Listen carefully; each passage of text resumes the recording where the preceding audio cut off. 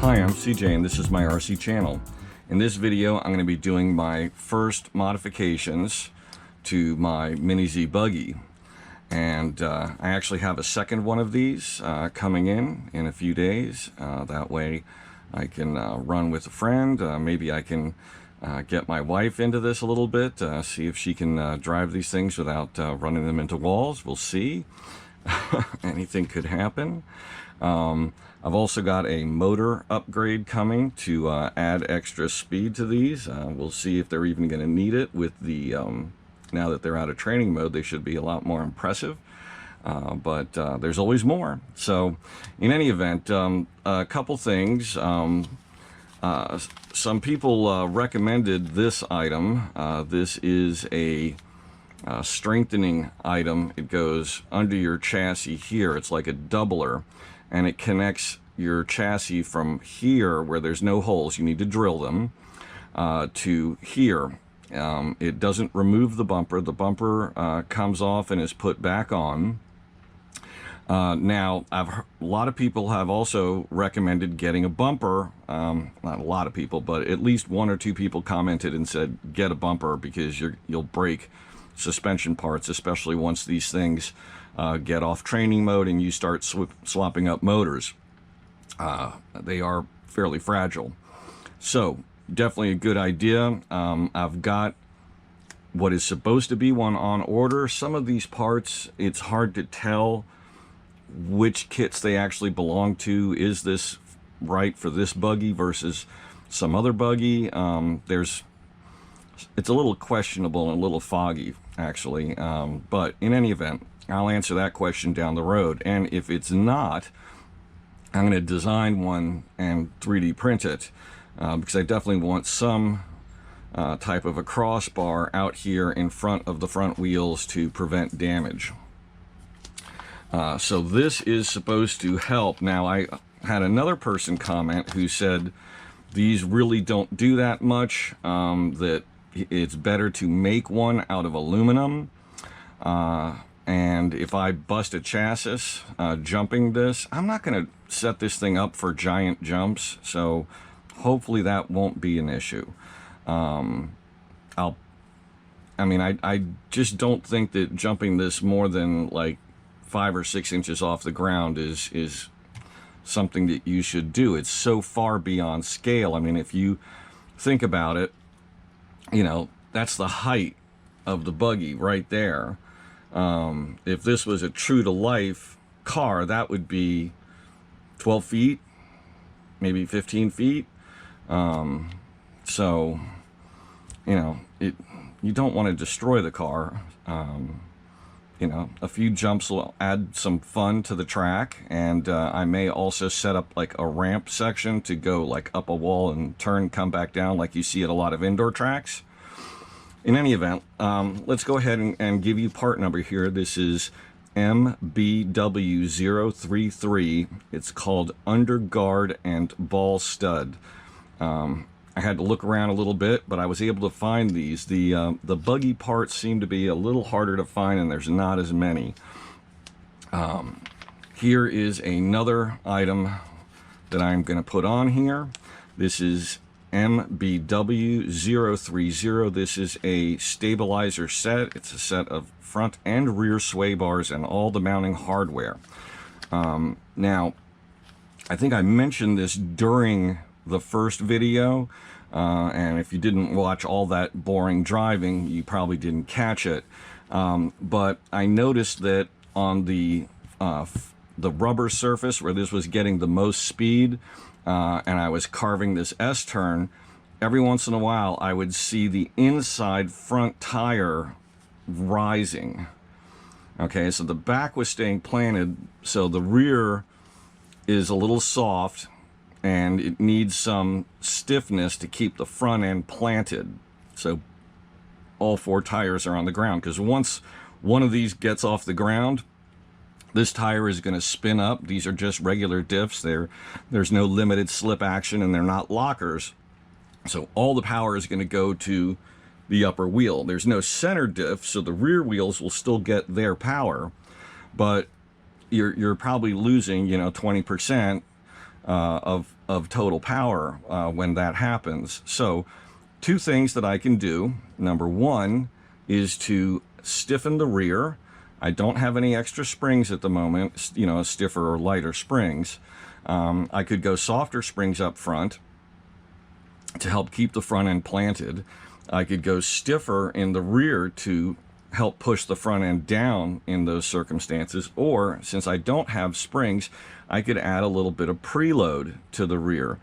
Even better, though, would be to add sway bars. So I'm going to add a front and a rear sway bar, and they give us 3 thicknesses of each. So I'm going to run the lightest, thinnest sway bar in the front and the thickest sway bar in the rear, since the car seems to, you know, want to lift at the front end. This will definitely help keep the car planted. Now, is that going to be the right mix of sway bars? I don't know.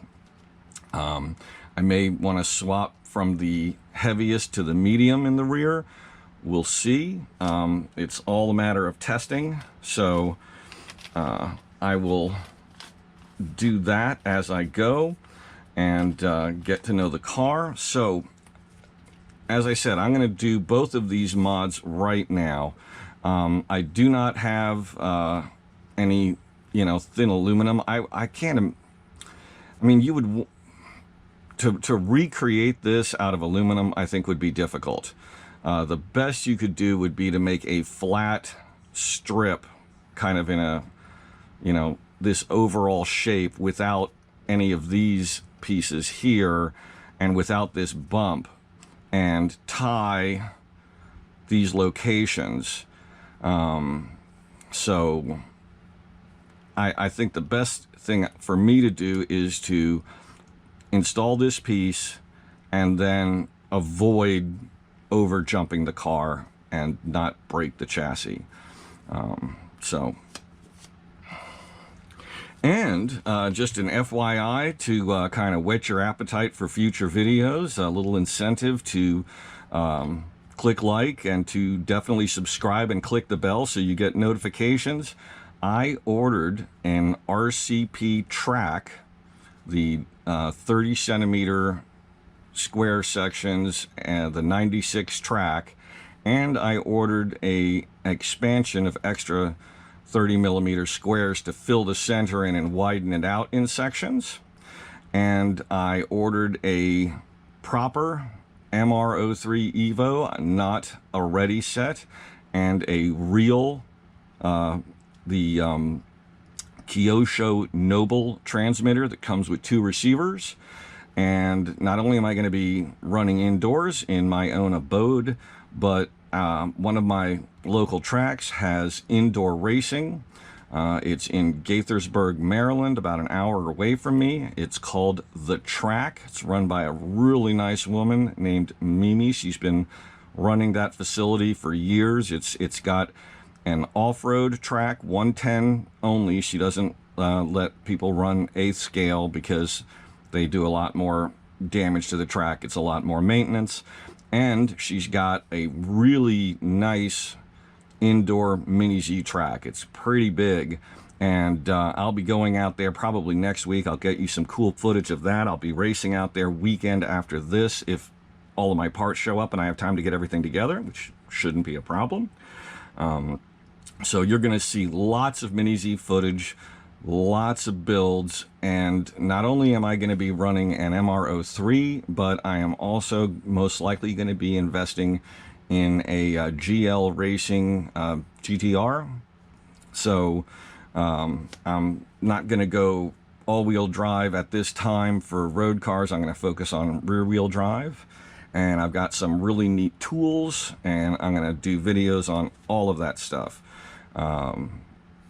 And don't worry, all the regular on-road stuff is covering too. I'm just kind of preparing myself for winter because very quickly here, outdoor racing is going to be done. We're going to start getting cold here. It's still hot, but end of October, maybe a few weeks in November, and that'll be it for about 4 or 5 months.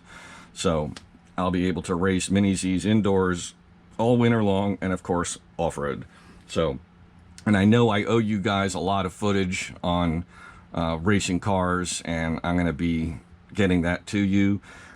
So please bear with me. I hope you guys understand my rather unique situation. Some of you do. Makes it a little hard for me to get some of this done, but I'm really working to get you guys some interesting stuff. So onward. First thing I should do is just take the wheels off this. It'll make it easier to work on.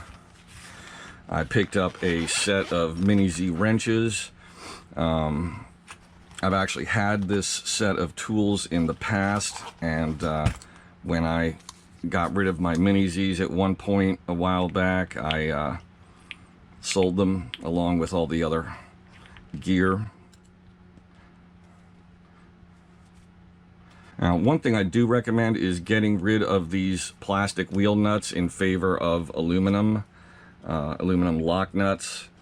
The plastic gets loose over time and will eventually strip. They're very inexpensive to replace, but the aluminum lock nuts are like $5 for 4, so why not? It's a very inexpensive upgrade, and it will definitely increase the longevity of the vehicle.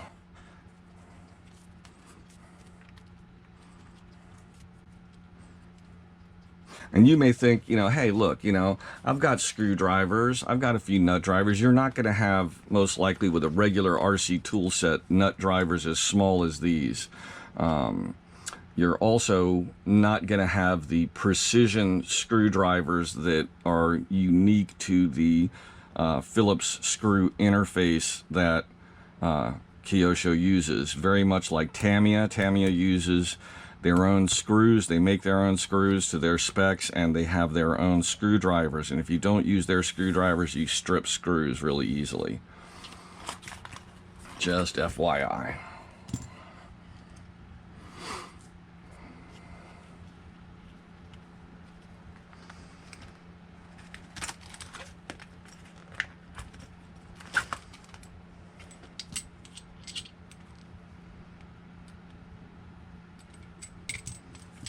So always, when you start working with a particular screw, make sure you're using the correct screwdriver.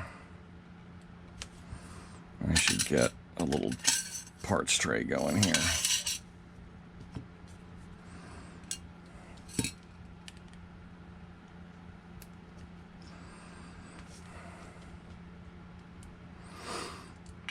Working on a microfiber cloth or a rubber surface is a really good idea, because Mini Zs have so many extremely small parts and they can get away from you, and you don't want them. And also make note of sizes as you disassemble. So the two shorter screws are the rearwards. Now they're going to give us new hardware that's longer, but it's still good to make note of what went where.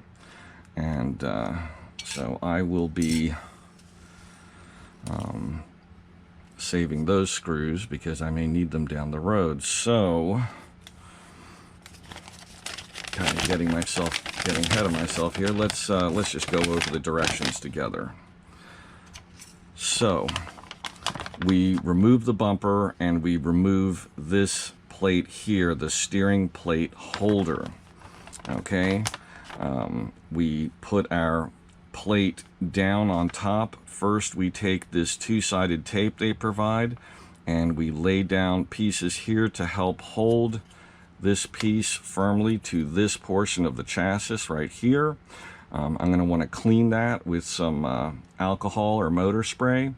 Also, take note that this part has these little molding pieces here. These will need to be cut off. A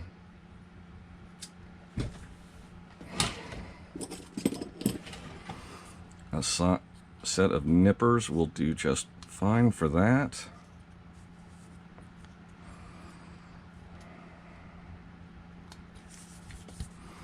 Those go in the trash.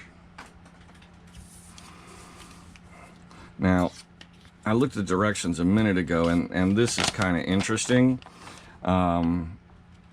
Okay, so after we have taped this down and we've got our front screws, we are going to drill 2 holes here and here for the screws that go through these holes, because as you can see there's no holes here, and they tell us exactly what size to use. And I've got some micro bits and a hand drill, so that's how I'm going to do that.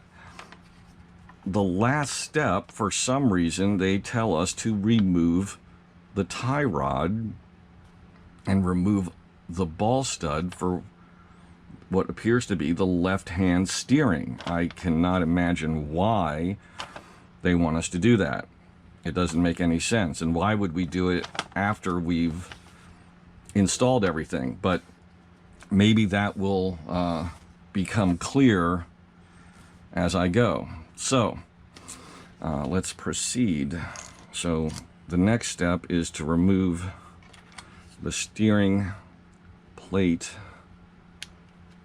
or cover here.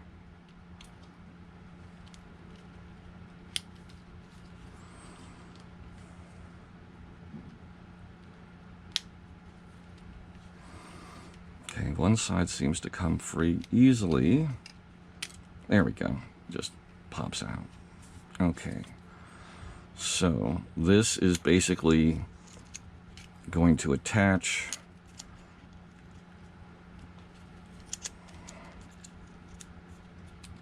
it's going to snap on like that, and then we're going to screw our bumper back in place.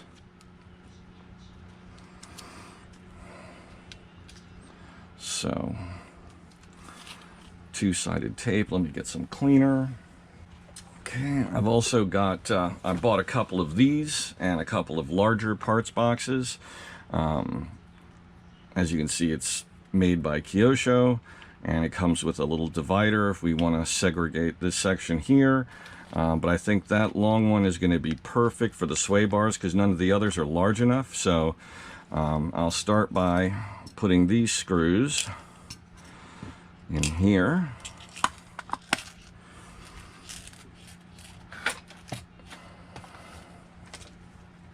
So I'm just using some Performance Plus 4 motor spray. And what I'm going to do is spray a little bit of that onto just an ordinary paper towel. And I'm going to wipe this section, and then I'm going to wipe this section here so that any oils or anything that might prevent the glue from sticking well is out of the way.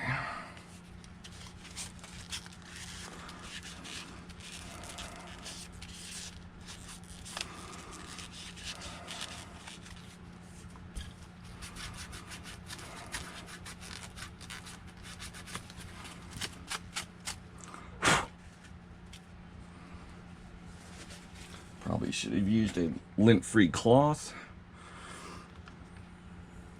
Okay, so tape and screws.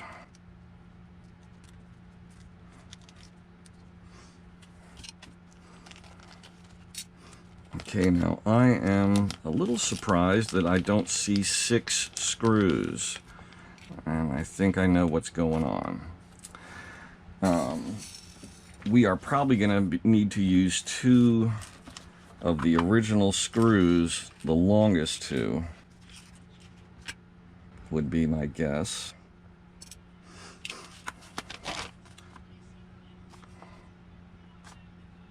We did not need to remove those 2 screws. Those are going to stay there. And those are the smallest 2. Wait a minute. No, we don't. Those are going to have pass-throughs. So, okay. We're going to use a pair of 2x8s, a pair of 2x6s, and then we're going to use install the screws removed at 1. So that's those 2 screws. So yes, the longest pair of screws, the ones that came out of the front here at the bumper, are going to be used for this back here, these 2 holes here. And the new screws they've given us are for these because we've added an extra layer of plastic. So we have 2 extra screws.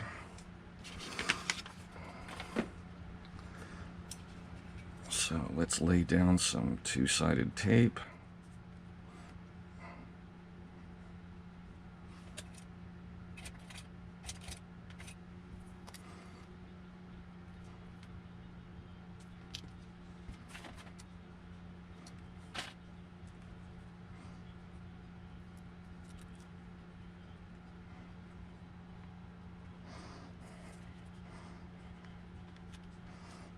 Okay, before I peel the upper layer, I'm going to go ahead and get this one done.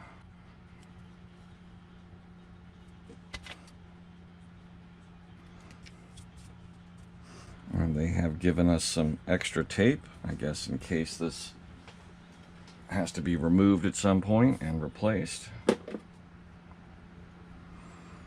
And I'm going to put this tape closer to the front here because this inner surface here is not going to make good contact. We're really going to get contact here at the outer edges and along this front edge here.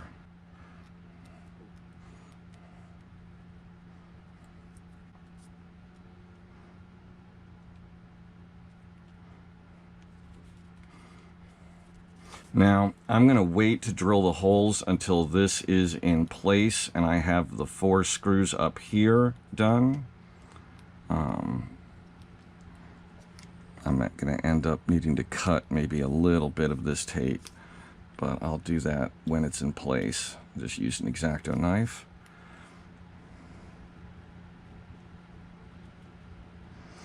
See, the depression of the logo is going to prevent much of this surface from actually adhering.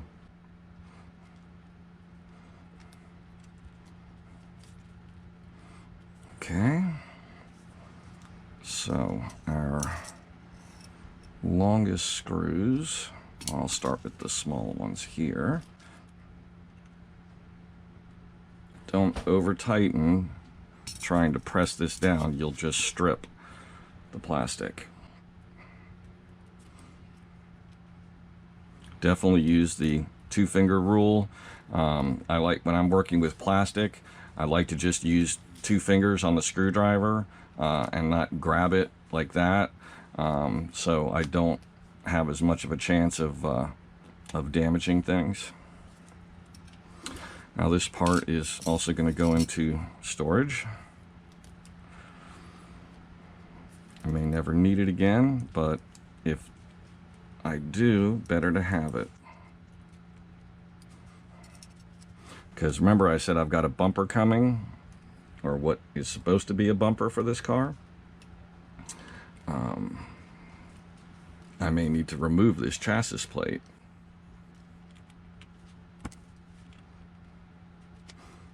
Now I notice the screwdriver is a little bit loose.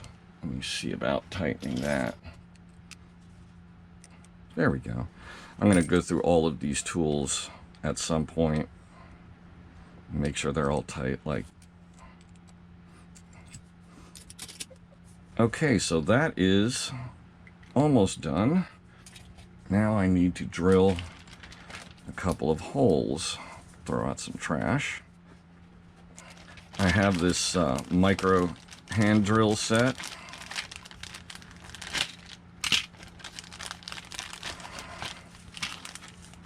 And we are supposed to drill 1.6.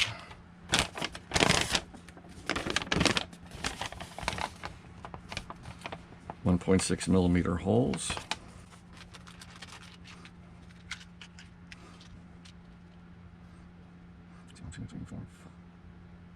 Okay.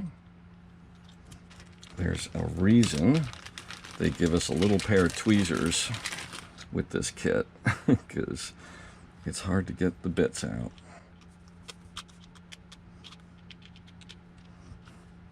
I just want to compare that against the screw. That's too big. I'm going to go smaller. A lot smaller.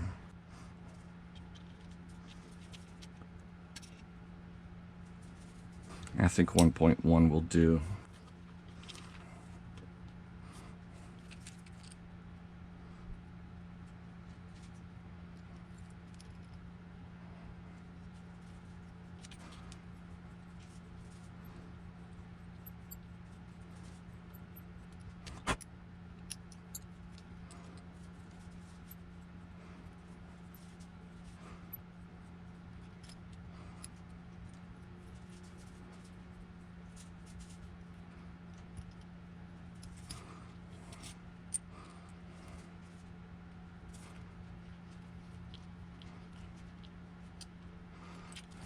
Okay, maybe I did need to go bigger, but I'd rather drill twice. I'm going to try 1.4.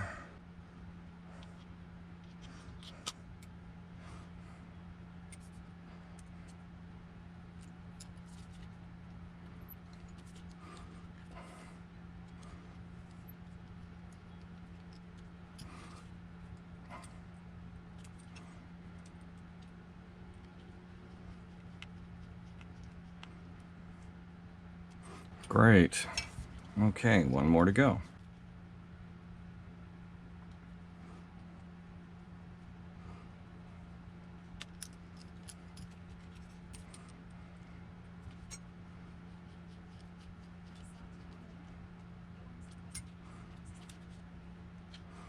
So everything looks good.